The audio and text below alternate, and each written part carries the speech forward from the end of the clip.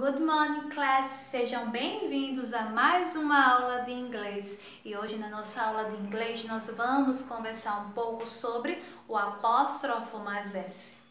Algumas pessoas pronunciam o apóstrofo em português apóstrofe, mas a pronúncia correta é apóstrofo, tá?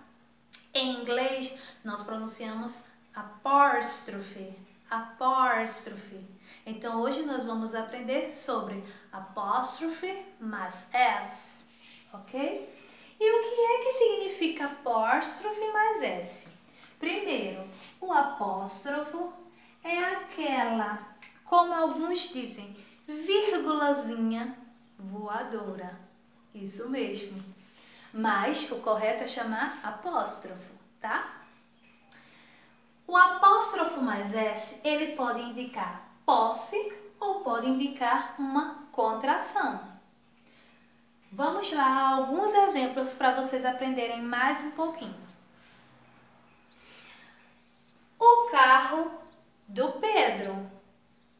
Aqui nós temos um carro que é de Pedro.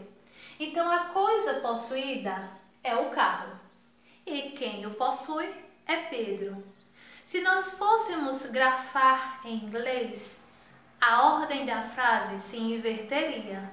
Primeiro viria o possuidor, que é Pedro.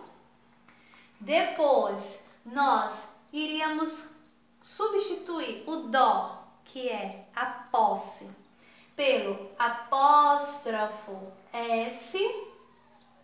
E depois viria a coisa que é possuída. Então ficaria Peter's car, Peter's car. Nesse sentido, apóstrofo S está indicando uma posse, tá?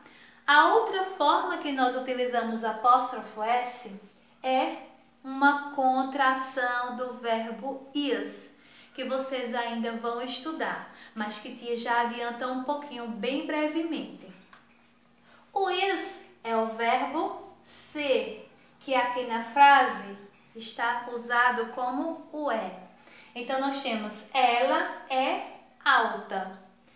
Ela, que é um pronome, é, que é o verbo alta, que é um adjetivo, uma qualidade.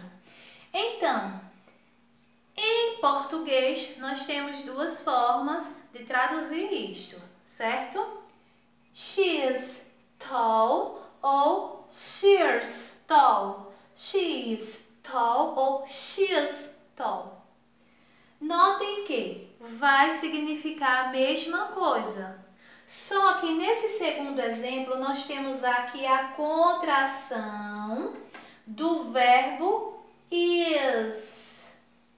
Então, quando a gente vai contrair, nós tiramos o i, depois desse é, acrescentamos o apóstrofo, certo? E aí, associamos o S, como ficou aqui. Apóstrofo S.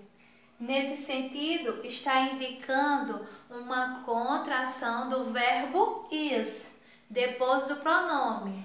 He is, que é ele é, she is, it is, que são pronomes pessoais e que vocês também vão aprender, tá? Mas hoje tia quer que vocês entendam a posição do apóstrofo S no sentido de posse, porque no livro de vocês nós vamos ter vários exemplos de uma pessoa que está possuindo alguma coisa. Então, para vocês entenderem o que é esse sinalzinho aqui, mais o S, foi preciso que tia preparasse essa aula para vocês.